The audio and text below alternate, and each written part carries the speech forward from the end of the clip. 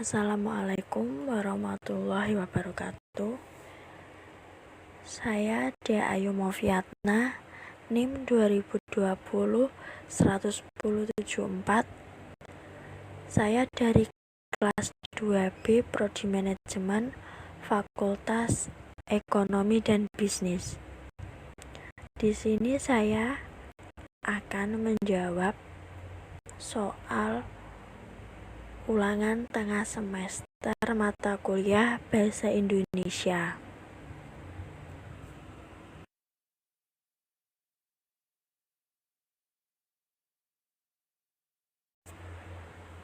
Untuk soal nomor 1, jelaskan berdasarkan temuan mahasiswa di lapangan, faktor apa saja yang menyebabkan terjadinya kesalahan penulisan ejaan. Berikan contoh kesalahan ejaan yang sering muncul. Di sini saya menjawab kesalahan ejaan yang sering muncul dikarenakan kurangnya minat baca seseorang, keterbatasan waktu dalam pembelajaran, dan juga kurangnya penguasaan kaidah penulisan ejaan. Saya juga memberikan contoh kesalahan ejaan yang sering muncul. Contohnya yaitu penulisan kata di, yaitu dipisah atau digabung. Agaknya banyak pengguna bahasa Indonesia yang kesulitan untuk membedakan kata di sebagai kata depan dan kata di sebagai afiks atau imbuhan. Penggunaan kata di sebagai kata depan penulisannya dipisah. Contoh, saya tinggal di Jakarta. Penggunaan kata di sebagai afiks atau imbuhan, penulisannya digabung. Contohnya, buku itu dibeli dari toko buku Gramedia.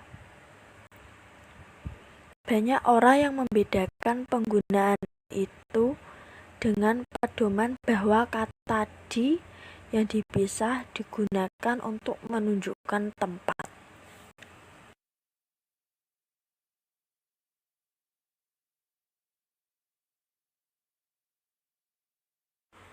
Untuk soal nomor 2, bagaimana langkah membedakan kutipan langsung dan kutipan tidak langsung dalam proses pengutipan?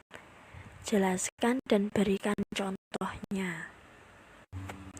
Di sini saya menjawab, kutipan langsung adalah mengutip kalimat tanpa mengubah dari sumber aslinya. Jadi di sini yaitu sesuai atau persis dengan aslinya. Dan kutipan tidak langsung adalah kutipan dengan mengutip kalimat kembali dengan cara mengubah atau meringkas kalimat dari sumber aslinya, tetapi tidak menghilangkan makna murni dari sumbernya.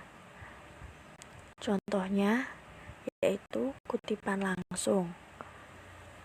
Menurut Joris Kraft dalam bukunya Argumentasi dan Narasi, argumentasi adalah suatu bentuk retorika yang berusaha untuk mempengaruhi sikap dan pendapat orang lain agar mereka itu percaya dan akhirnya bertindak sesuai dengan apa yang diinginkan oleh penulis atau pembicara. Contoh kedua, argumentasi adalah suatu bentuk retorika yang berusaha untuk mempengaruhi sikap dan pendapat orang lain agar mereka itu percaya dan akhirnya bertindak sesuai dengan apa yang diinginkan oleh penulis atau pembicara. Contoh kutipan tidak langsung. Untuk soal nomor 2, bagaimana langkah mempengaruhi keyakinan pembaca agar percaya akan pendapat penulis, bahkan mau melakukan apa yang dikatakan penulis. Contoh yang kedua, banyak definisi mengenai arti cinta menurut beberapa ahli. Menurut Subroto, mendefinisikan cinta merupakan suatu kehidupan.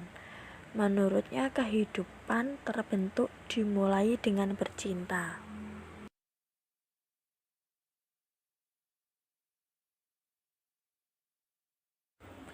Nah, untuk soal nomor 3, apa perbedaan dari biografi dan bibliografi? Jelaskan, berikan contoh. Saya di sini menjawab, biografi adalah riwayat hidup seseorang yang ditulis oleh orang lain. Karena biografi disusun oleh orang lain, dalam menulis biografi biasanya penulis biografi mengandalkan berbagai sudut pandang terkait tokoh serta bermacam dokumen pendukung. Dalam biografi dijelaskan secara lengkap tokoh yang ditulis dari lahir hingga meninggal, serta disebutkan juga jasa dan karya yang telah diciptakan oleh tokoh yang digambarkan dalam biografi. Kemudian, bibliografi adalah daftar pustaka yang mencakup isi dan deskripsi suatu buku, meliputi judul, pengarang, edisi, cetakan, kota terbit, penerbit, tahun terbit, jumlah halaman, ukuran tinggi buku, dan ISBN. Selain itu, bibliografi atau daftar pustaka juga dapat dibilang sebagai daftar yang berisi judul-judul buku, artikel-artikel, dan bahan-bahan penerbit lainnya yang mempunyai pertalian dengan sebuah karangan atau sebuah karangan yang telah digarap. Di sini saya memberikan contoh untuk biografi Jenderal Sudirman, yaitu Jenderal Sudirman adalah pahlawan nasional kelahiran Purbalingga 24 Januari 1916. Ia adalah panglima perang Tentara Keamanan Rakyat atau TKR, yang kini menjadi Tentara Nasional Indonesia atau TNI pertama.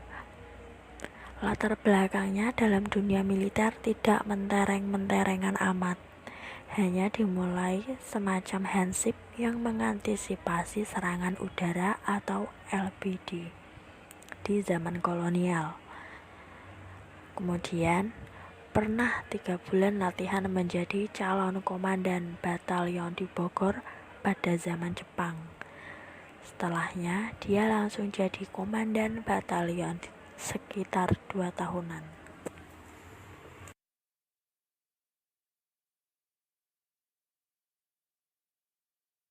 Meski demikian, kisah-kisah tentang Sudirman tetap menarik untuk diikuti. Tika dalam keteladanan sang tokoh menyatakan pendidikan Jenderal Sudirman dimulai di Hollands Island School. Namun saat tahun kelima ia berhenti dari sekolah itu dan melanjutnya di Sekolah Taman Siswa Yogyakarta. Ia pintar dalam mempelajari berbagai ilmu pengetahuan dan memperdalam ilmu agama. Ia dididik dengan baik oleh gurunya Suwarjo Tirtosupono dan Raden Muhammad Khalil. Kelak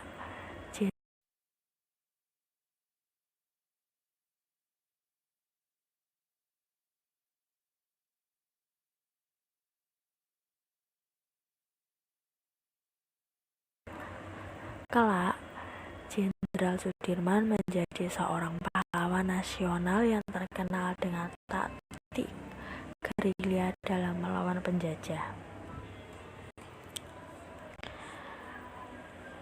Berikutnya untuk contoh bibliografi. Untuk contoh pertama yaitu penulisan daftar pustaka dengan penulis buku terdiri dari 3 orang. Contoh yang kedua yaitu penulisan daftar pustaka terdiri atas 1 orang penulis. Dan untuk contoh yang ketiga yaitu penulisan daftar pustaka terdiri atas 2 orang penulis buku.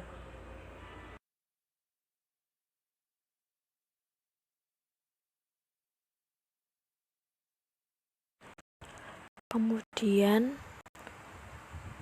untuk soal nomor 4, apa perbedaan makna antara kata pukul dan jam? Jika dilihat dari penggunaan untuk menunjukkan kata pengganti waktu, jelaskan disertai contoh kalimatnya. Untuk nomor 4, saya menjawab, menurut kaidah penggunaan yang benar, kata jam itu adalah kata benda yang menunjukkan kepada suatu benda penunjuk waktu. Di sini saya juga memberikan contoh. Contoh yang pertama, dia baru saja membeli jam untuk ibunya. Contoh yang kedua, kami bekerja selama 8 jam sehari. Dan contoh yang ketiga, jarak tempuh Jakarta Bandung dengan kereta api sekitar 2 jam. Sedangkan kata pukul digunakan untuk menyatakan waktu tertentu. Contohnya yaitu yang pertama, kita berangkat pukul 9 waktu Indonesia Barat tepat, jangan terlambat. Contoh yang kedua, rapat itu akan dimulai pada pukul 10. Dan contoh yang ketiga, toko kami tutup pada pukul 9.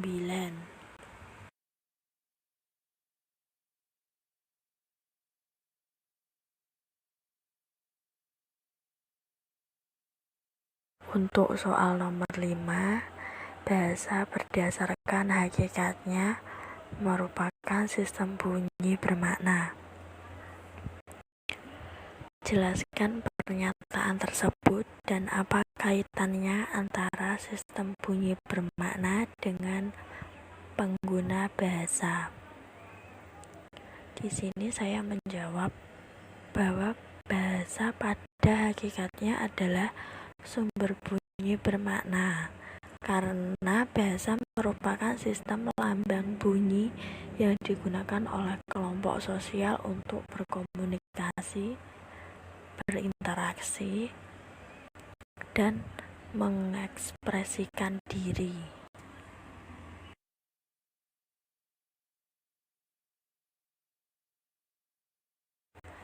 Lalu untuk soal nomor 6, mengapa sering terjadi kesalahan penulisan tanda koma? Jelaskan disertai 5 contoh kesalahan tersebut. Di sini saya menjawab pertanyaan nomor 6. Bentuk kesalahan penggunaan tanda koma yang paling banyak adalah tidak menggunakan tanda koma setelah kata penghubung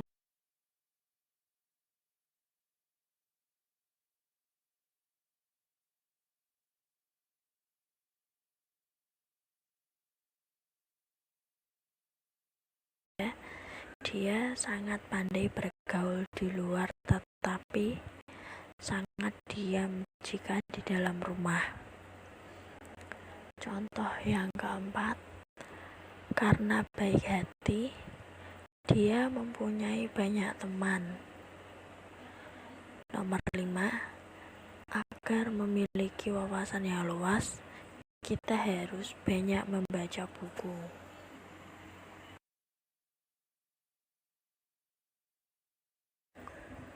Kemudian, untuk soal nomor 7, apa perbedaan dari makna dari tanda titik 2 dengan tanda titik koma?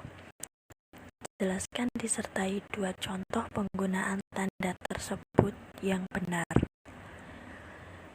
Di sini saya menjawab untuk pertanyaan nomor 7. Titik 2 yaitu tanda titik 2 digunakan pada akhir dari suatu pernyataan lengkap. Namun titik 2 tidak dipakai bila perincian tersebut merupakan pelengkap yang mengakhiri pernyataan. Contohnya yang pertama, ketika membeli sebuah apel, pisang, salak, dan durian. Dan contoh yang kedua, hanya ada 2 kemungkinan dalam menjawab soal ujian, benar atau salah. Lalu, titik koma, tanda titik koma digunakan sebagai pengganti kata penghubung untuk memisahkan kalimat setara yang satu dari kalimat setara yang lain dalam kalimat majemuk. Tanda titik koma digunakan sebagai akhir dari perincian berupa klausa.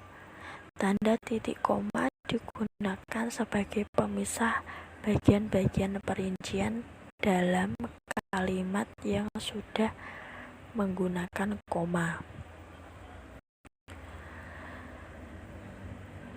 Untuk contoh yang pertama, hari sudah pagi, ibu bergegas pergi ke pasar.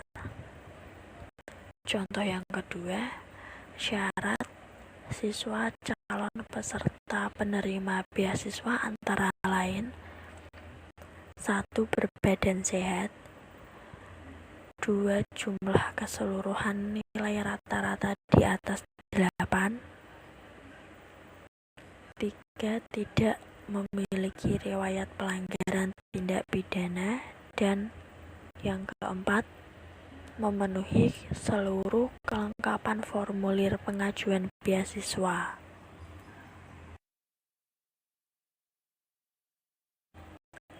Nah, untuk nomor 8, jelaskan mengapa sering terjadi kesalahan penulisan huruf miring. Berikan contoh kesalahan tersebut disertai dengan pembenarannya.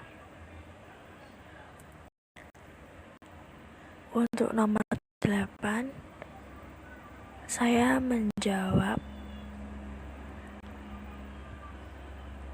kesalahan penulisan huruf miring dikarenakan seringkali seorang menulis menggunakan huruf miring tidak hanya pada sebuah judul buku dan menegaskan atau mengkhususkan suatu kata. Agar terlihat menarik, seseorang sering menggunakan huruf miring. Untuk contoh kesalahan penulisan huruf miring, contoh yang pertama adalah contoh yang salah. Saya sudah membaca buku Salah Asuhan karangan Abdul Muiz. Lalu